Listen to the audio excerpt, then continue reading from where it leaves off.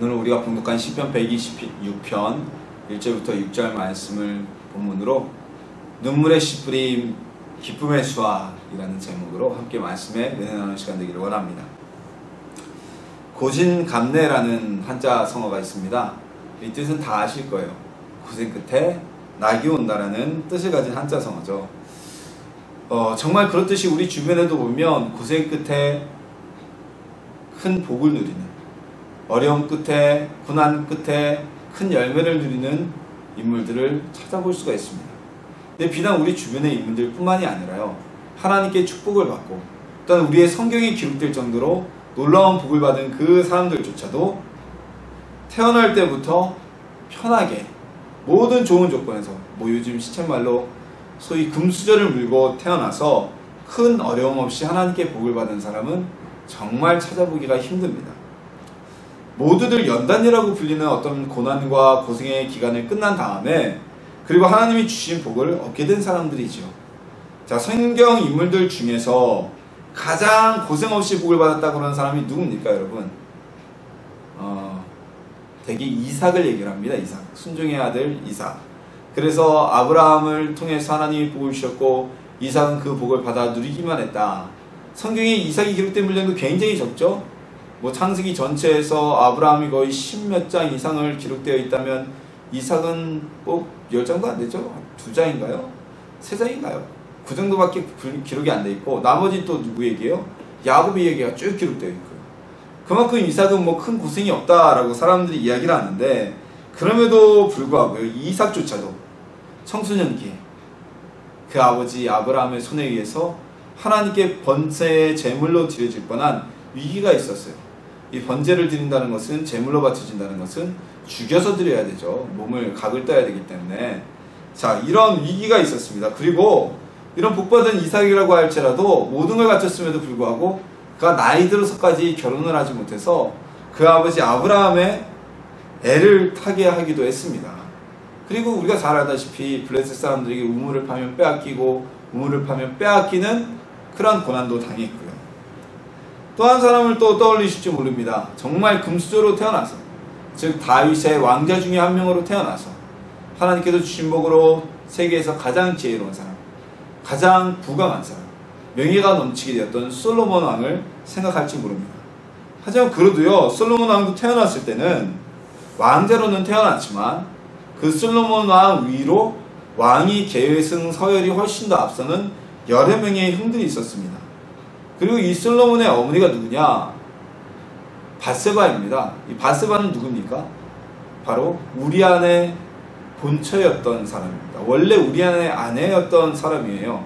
이 밧세바 때문에 다시 이 밧세바를 범함으로 인해서 어떻게 됩니까? 우리아를 죽이게 되고, 그로 인해서 다윗의 가문에 피바람이 일게 되고, 하나님의 징계로 인해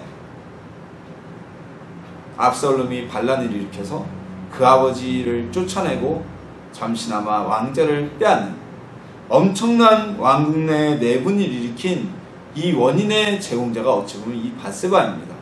이 사실은요, 숨겨져서 드러난 것이 아니라, 감춰진 것이 아니라 선지자들을 통하여서 많은 사람들 앞에서 선포되어졌기 때문에 모든 이스라엘 유대 사람들이 이 왕국의 내분의 한 중심축은 다윗과 밧세바라는 사실을 다 알고 있었어요. 그래서 이 솔로몬의 어머니가 밧세바였다는 것은 솔로몬에게 있어서는 아주 태어날 때부터 가지고 있었던 왕이 될 수 없는 컴플렉스 중에 하나였습니다. 솔로몬이 그래서 우리 성경에 보면요, 실질적으로 왕으로 기름 부음을 받고 세워지기 전까지 그의 형이 왕이 되려고 많은 장수들을 불러 모으고 잔치를 벌이고 있었습니다. 이렇게 대관식을 가지기까지, 왕이 되기까지 솔로몬에게는 계속된 위기와 고난의 연속이었고요. 그가 왕이 된 이후에도 이 솔로몬의 어머님 밧세바로 인해 태생적인 한계 때문에 여전히 반감을 가진 왕국 내에 많은 세력이 있었습니다. 그들을 통합하기 위해서는 자신의 능력으로는 할 수 있는 게 없었어요. 한계가 없었어요. 한계를 가질 수밖에 없었습니다. 그래서 이 솔로몬은 누구에게 매달립니까? 바로 하나님께 매달립니다. 여호와께 매달립니다.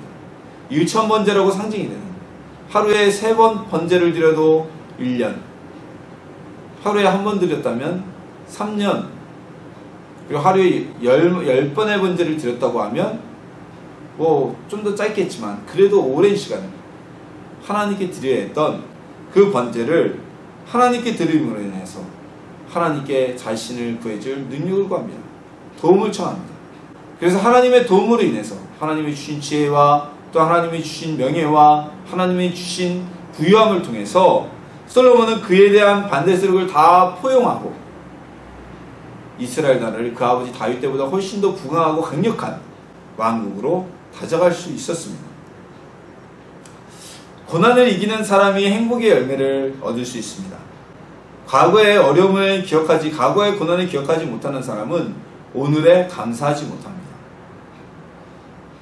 오늘 말씀을 나누면서요, 오늘 지금 내가 어려움과 고난 속에 있다면 미래에 나에게 올 행복의 열매를 딸 그날을 소망하면서 승리를 얻기를 원하고, 또한 열매를 이미 따고 그 열매를 누리고 계신 분들은 과거의 고난을 돌아보면서 오늘에 감사하는 시간이 되기를 주님의 이름으로 소망합니다. 여호와께서 시온의 포로를 돌려보내실 때 우리는 꿈꾸는 것 같았도다. 우리 오늘 봉독한 본문의 1절의 말씀입니다. 이 말씀을 토대로 오늘 시편은, 오늘 우리가 봉독한 126편은 이스라엘이 포로가 된 이후에 쓰여진 시편이라는 사실을 우리가 유추할 수 있습니다. 주전 580년 어간에 570 몇 년부터 587년까지 그 시간은 뭐 앞뒤로 10년 정도 왔다 갔다 부는 의견이 있는데요. 보통 주전 580년 언간이라고 붙죠. 이때 유대가 멸망함으로 인해서 이 역사상으로서 이스라엘 민족의 독립국가는 완전히 사라지게 되었습니다. 이는 나라만 빼앗긴 것이 아닙니다. 우리가 어제가 광복절이었죠. 우리나라는 광복절날 그래도 대다수의 국민이 이 땅에서 한반도에서 살아가면서 일제 강점을 압박을 받았습니다. 뭐 일설되는 일본인들이 한국인들을 다 내쫓고 한반도에 자신들이 전부 다 이주하려고 했다, 이런 뭐 설도 있지만 실질적으로 뭐 그렇다고 그들이 일본이 한국에 있는 조선인들을 말살하고자 하는 정책을 펴지 않았거든요. 어쨌든 우리 민족은 어려움 때문에 만주와 연해주로 피난 간 일은 있을지언정 대다수가 이 나라에 살 수 있었습니다. 그러나 이 유대인들은 나라를 빼앗긴 것만이 아니라 자신의 고향에서조차 살지 못하고 수천 킬로미터 떨어진 땅으로 강제 이주를 당하게 되었습니다. 그곳은 말도 통하지 않고요, 농사지을 땅도 없었고요, 어떠한 연구도 없는 곳으로 끌려가서 살게 되었던 것입니다. 이뿐만이 아닙니다. 수천 킬로미터를 끌려가면서, 포로로 끌려가면서 수 없는 가족과 이웃, 친구들이 그 행군의 여정 가운데서 쓰러져 죽어가는 것을 그들의 눈으로 목격하였을 것입니다. 가슴에 피 맺힌 한이 남아있었지만 살기 위해서 누구도 반항할 수조차 없는 긴 고난의 행렬을 지나갔던 것입니다. 우리 교회가 위치한 이 지역에는 미아리 고개라는 고개가 있습니다. 이 미아리 고개가 유명해진 것은요, 단장의 미아리 고개라는 가요 때문이죠. 한국전쟁 당시에 인민군의 손이 묶여 미아리 고개 너머로 끌려가는 사랑하는 이에 대한 이별의 아픔을 노래한 곡입니다. 저도 어렸을 때 이 노래를 듣고요, 미아리 고개가 어디 있는지는 몰랐어요. 미아리 고개가 어디 있는지는 몰랐지만 그 미아리 고개에 어떤 이야기가 담겨 있는지는 제가 알고 있었습니다. 이스라엘 민족은요, 가족과 친지와 그리고 친구들과 생이별하면서 한을 가지고 포로 생활을 시작하게 되었습니다. 그리고 그 세월은 언 70년이 다 지나게 되었습니다. 우리 민족에게도 이와 비슷한 아픔이 있습니다. 1945년 8월 15일에 일본은 연합국에 무조건 항복을 하게 됩니다. 그리고 우리나라는 36년간의 일제의 강압적인 통치로부터 해방을 받게 되었습니다. 그러나 이 일제 36년 동안 국내 독립운동의 맥은 끊어져 있었습니다. 그 오랜 세월 동안 일본이 한국 내에선 독립운동을 하지 못하게 압박하였고, 그래서 우리의 독립투사들은 전부 다 만주나 중국, 러시아, 연해주 등에서 적극적인 독립운동을 펼치고 있었습니다. 하지만 해방이 되었다고 해서 외국에서 독립운동을 하던 이 독립운동가분들 또는 우리의 동포들이 모두 다 우리 땅 한반도 안으로 돌아올 수는 없었습니다.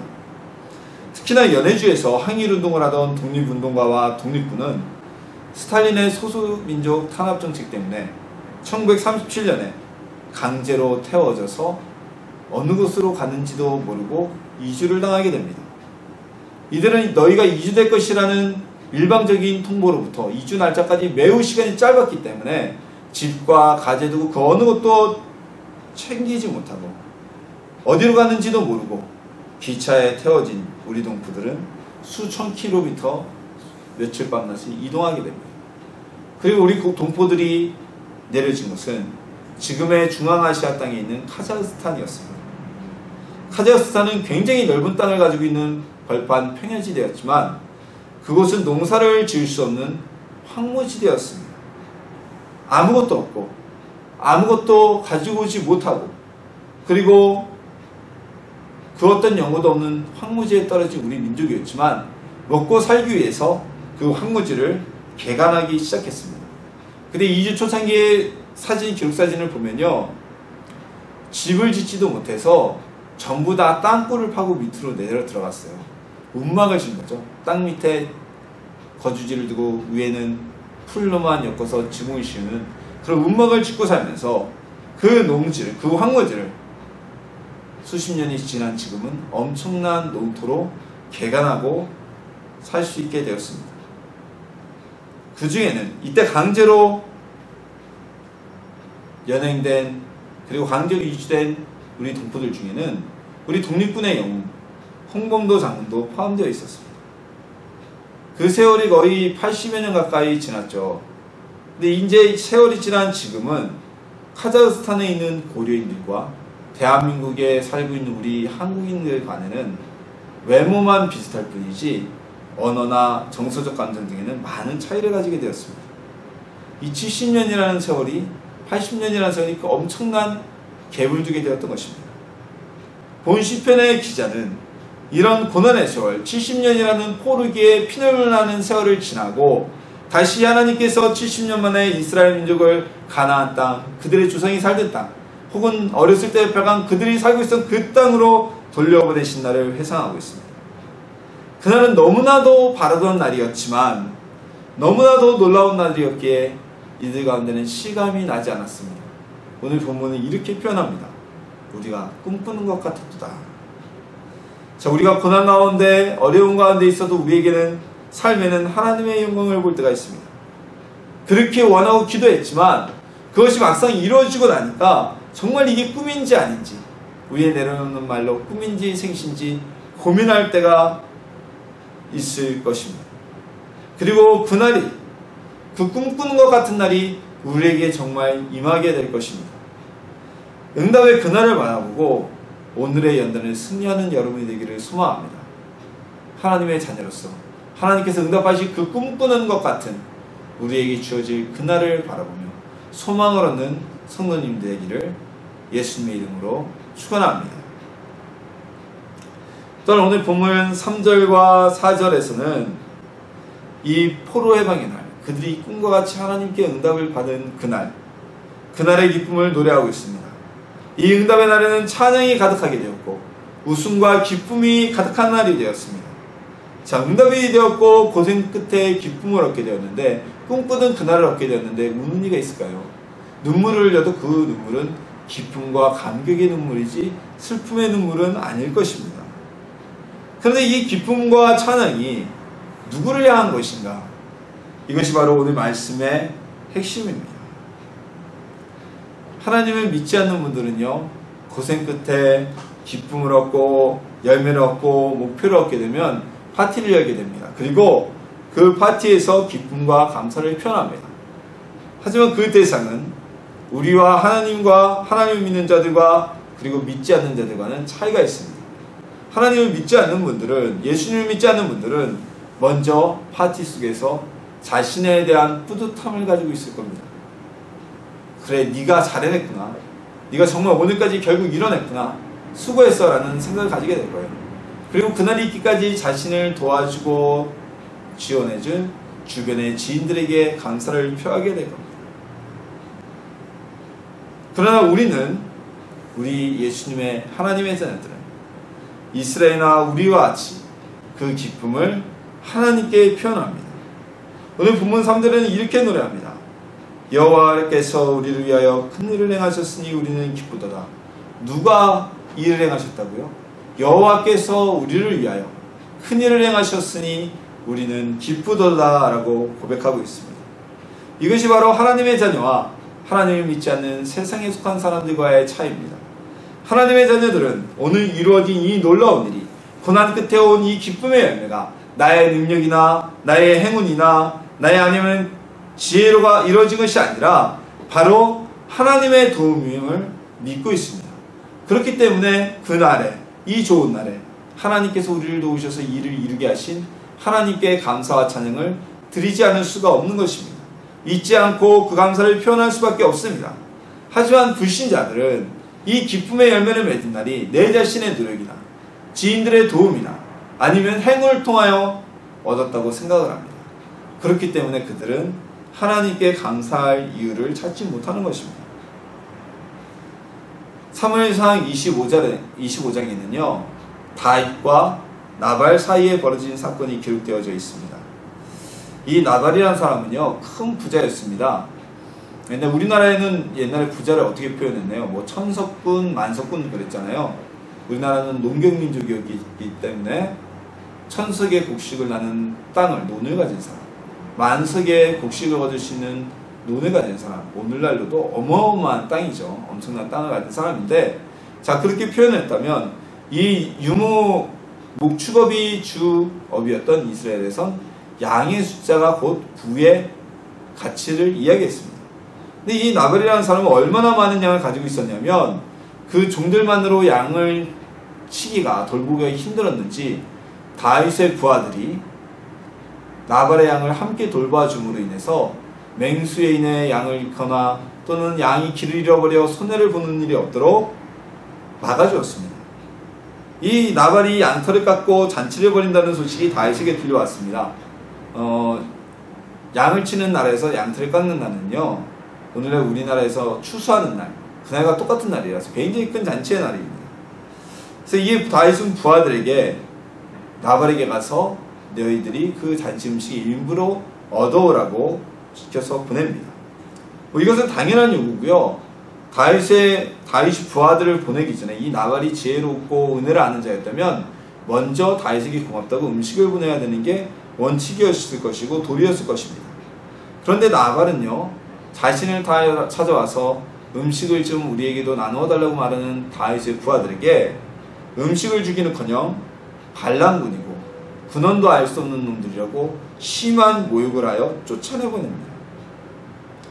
이런 모욕과 배은한 것에 분노한 다윗이 나발을 죽이려고 자신의 부하들, 다윗의 부하들은 용맹한 장수들이었죠. 이들을 이끌고 죽이려고 말에 달려서 나발의 집으로 추격하여 옵니다. 이때 나발이 다윗의 부하들에게 한 모든 말과 이 모든 상황을 듣게 된 지혜로운 아내 아비가일은 급히 음식을 챙겨서 다윗에게로 달려갑니다. 그래서 나발의 집을 모두리 다 죽여버리고 멸종시키려고 달려오던 다윗은 아비가일을 만나 화를 누그러뜨리고 그 음식을 받아 자신의 본고지로 돌아가게 됩니다. 아무것도 모르고 술만 퍼마시고 잔치를 벌이던 나발은 자신의 아내 아비가일로부터 자초지종을 듣고 난 이후에 겁이 나서 몸이 굳어버리고 앓다가 죽게 되어버립니다. 은혜에 감사하지 못한 사람에게 하나님께서는 그에게 주신 것도 빼앗을 수 있습니다. 왜요? 모든 것이 하나님의 것이기 때문입니다. 우리에게 주신 은혜도, 우리에게 주신 물질도, 우리에게 주신 기적과 건강도 모두 하나님의 것이니까 언제든 하나님은 그것을 되돌리실 수 있는 분이십니다. 우리 하나님이 주신 은혜에 감사합시다. 우리가 꿈꾸던 일을 이루어지는 날, 우리가 기도하던 응답이 이루어지는 날, 완성되는 그날에 그 기쁨과 감사를 나와 내 주변의 사람들에게만 돌리는 것이 아니라 우리에게 복 주시고 우리를 축복하시고 하나님께 먼저 찬양을 드리며 함께 기쁨을 나누는 하나님의 자녀들이 되기를 주님의 이름으로 소망합니다. 눈물을 흘리며 씨를 뿌리는 자는 기쁨으로 거두리로다. 울며 씨를 뿌리러 나가는 자는 반드시 기쁨으로 그 곡식단을 가지고 돌아오리로다. 자, 이 성경 구절 말씀은 오늘날도 고난을 당하는 사람들에게 힘이 되고 소망을 주는 말씀입니다. 눈물을 흘리며 시작한 일이었지만 결국에는 기쁨으로, 반드시 기쁨으로 추수의 곡식단을 거두게 될 것이라는 말씀인 것입니다. 자, 우리는 모든 것을 가지고 일을 시작할 수가 없습니다. 많은 조건들을 가지고 시작할 수 있는 사람들이 있어요. 그들은 정말 상위 0.몇 %밖에 안 되는 최상위권의 사람들이고요. 대부분의 사람은 시작을 아주 작고 약하게 시작을 합니다. 공부를 시작할 때도, 또는 어떤 목표를 두고 취업을 준비할 때도, 사업을 시작할 때도 처음부터 모든 것을 가지고 시작하는 일은 없습니다. 하나님께서 돕는 사람들은요, 그 처음은 약하지만 마지막은 많은 것을 거두는 기적이 일어나게 됩니다. 영국의 청교도들은 영국 국교회와 다른 금욕주의를 바탕으로 한 근본주의적인 칼빈 신앙을 가지고 있었습니다.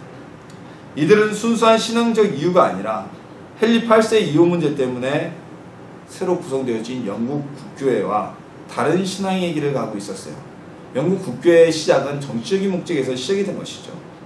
그러나 이 국교회가 영국의 공식 국교였기 때문에 국교회를 믿지 않는 청교도들은 영국 정부 당국으로부터 박해를 받게 됩니다.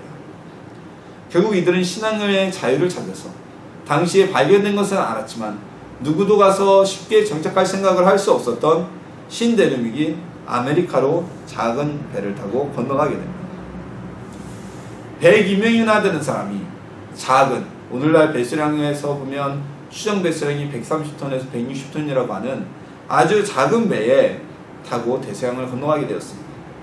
이 배는, 이 범선은 기본적으로 오늘날과 같은 여객선이 아니었기 때문에 숙박공간이나 또한 화장실 등 생활공간이 매우 열악했습니다. 그리고 그 배 안에서 질병에 시달리면서 66일간이나 항해를 하여 아메리카에 도착하게 됩니다. 이들의 예정이 많이 늦어졌기 때문에 이들은 결국 겨울에 미국 땅, 오늘날 미국이라는 불리는 그 땅에 도착하게 되었습니다. 그 한 해의 겨울을 지나며 102명이나 되었던 청교도들은 그 땅에서 절반이 넘는 사람들이 세상을 등지게 됩니다. 신앙의 자유를 찾아서 신앙생활을 마음대로 할 수 있는 곳을 따라서 아메리카들까지 희망을 품고 달려왔지만 그들의 절반은 그 꿈을 펼치지 못하고 세상을 뜨게 되었던 것입니다. 하지만 이들은 원주민인 인디언으로부터 옥수수 재배법을 배워서 그 곡식에 농사를 짓고 옥수수를 첫 해 수확을 걷게 됩니다. 그리고 그 첫 추수를 기념하는 날이 바로 오늘날 우리 교회들이 지키는 추수감사절입니다. 사실상 그러나 이 당시에 신대륙에 정착한 이들은요, 청교도만이 아니었습니다. 여러 국가에서 여러 집단이 정착을 했고 또한 여러 정착지가 건축이 되었습니다. 건설이 되었습니다. 하지만 오늘날 미국 역사에 있어서 미국은 공식적으로 청교도의 상륙을 미국 국가 역사의 시작으로 보고 있습니다. 100여 명이 도착하여서 그들의 꿈과는 달리 1년 만에 절반이 사망하는 절망적인 상황에 달했지만 오늘날 와서는 세계 유일무이의 최강의 국가인 미국을 세우는 조상들로 이들은 추앙을 받고 있는 것입니다. 오늘 우리나라 개신교회를 대표하는 많은 교회들, 아주 큰 교회들, 대형 교회들도 아주 작은 단칸방에서 시작한 교회나 또는 제대로 건물도 없이 천막에서 시작한 교회들이 많이 있습니다.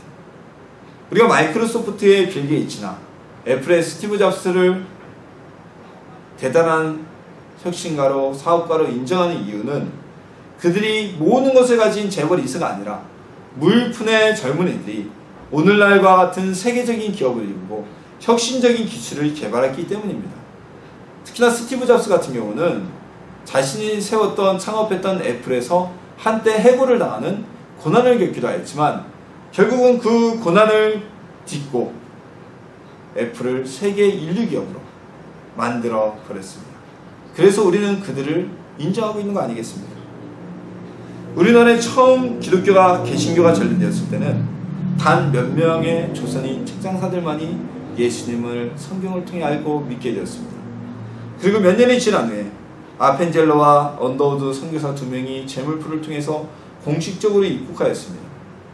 하지만 당시 우리나라는 유교문화에 아주 깊이 물들어 있었고, 또한 몇 년 전에는 만여 명의 천주교 신자들이 죽임을 당하는, 순교를 당하는 엄청난 박해가 있었기 때문에 전도에 있어서 결코 좋은 환경이 아니었습니다. 하지만 이제 우리나라 개신교의 영향력은, 세계적인 영향력은 선교된 지 불과 200년도 안 되는 나라라고 보기 힘들 정도로 매우 커지게 되었습니다. 이것은 바로 우리 믿음의 선배들의 기도와 신앙, 처음 이 땅에서 예수님을 믿었던 그들이 바라보고 꿈꾸었던 그 나라가, 그들의 믿음이, 그들의 아주 작은 미약한 마음들이 오늘날과 같이 크고 창대하게 되어진 것입니다. 지금 아주 작고 미약해 보이고 보잘것없이 보일지라도 우리는 기쁨의 열매를 꼭 거두게 될 것입니다. 우리 주님만을 의지하면 큰 기쁨과 즐거움의 열매를 반드시 거두게 될 것입니다. 우리 에슬람은 신탁교회도 이제 막 개척하고 시작되어진 작고 미약한 교회입니다. 우리 중에는 이제 막 사회생활을 시작하는 성도님들도 계실 거고요. 이제 막 사업을 시작하는 성도님들도 계실 것이고, 이제 막 직장을 준비하는 성도님들도 계실 것이고, 학생으로서 더 나은 미래를 준비하고 있는 학생들도 있을 것입니다. 그러나 우리는 오늘 우리의 가진 나약함에 실망하지 말고 열심히 씨를 뿌리면 반드시 거두게 된다는 진리를 잊지 않기를 소망합니다. 우리가 뿌린 씨를 통해 그 위에 적절한 햇빛과 때를 따라서 비를 주시고 따뜻한 온도를 주셔서 큰 열매를 맺게 하실 하나님을 믿고 의지한다면 주님이 우리에게 그 씨앗으로부터 30배, 60배, 100배의 열매를 맺게 하실 줄 믿습니다. 그 주님을 바라보며 그 수확의 날을, 추수의 날을 소망하는 하나님의 자녀가 되기를 예수님의 이름으로 소망합니다. 무엇을 꿈꾸고 기도하고 계십니까? 꿈꾸지 않는 기도는 이루어지지 않습니다. 소망이 없는 기도는 이루어지지 않습니다. 무언가 새로운 시도를 하고 계십니까? 당장 따고 싶어도 그 열매가 보이지 않습니까? 씨를 뿌리는 마음으로 오늘의 현실에 기도하며 최선을 다하십시오. 씨를 뿌리지도 않으면 아무것도 거둘 수가 없습니다. 하지만 씨를 뿌리면 우리는 무언가 꼭 열매를 거둘 수 있게 됩니다. 믿음의 사람들은요, 씨를 뿌리면서 싹을 자라나게 하실 하나님께 기도합니다. 하나님께서는 우리의 기도를 들으셔서 우리의 씨앗 위에 적절한 기후를 주시고 우리의 씨앗이 자라서 30배, 60배, 100배 기쁨의 열매를 맺게 해주실 하나님입니다. 우리는 생각지도 못한, 상상하지 못할 놀라운 은혜를 베푸실 우리 하나님이신 것입니다. 그렇기 때문에 오늘 우리가 지금 현재 고통과 눈물과 연단의 시간에 지내고 있다가 할지라도, 그 가운데를 걷고 있다고 할지라도 우리는 슬퍼하며 눈물 흘릴 이유가 없습니다. 낭만할 이유가 없습니다. 우리는 반드시 기쁨의 열매를 거두게 될 것이기 때문입니다. 그 꿈이 이루어졌을 때 그 기쁨과 즐거움을 하나님과 함께 나누십시오. 우리에게 이루어진 꿈과 같은 응답은 주님의 도움으로 이루어진 것입니다. 나의 능력과 노력만이 아닌 오직 하나님의 은혜와 노력으로 이루어졌음을 잊지 않기를 소망합니다. 그 응답의 자리에 선다면 하나님께 감사와 기쁨을 드리고 함께 나눔으로 인해서 또 다른 열매를 거둬내는 하나님이 자녀가 될 줄 믿습니다. 우리에게 주어질 꿈같은 응답이 이루어질 그날을 소망하며 열심히 오늘 현재에서 씨를 뿌리는, 그래서 기쁨의 열매를 맺는 하나님의 자녀가 되기를 주님의 이름으로 축원합니다.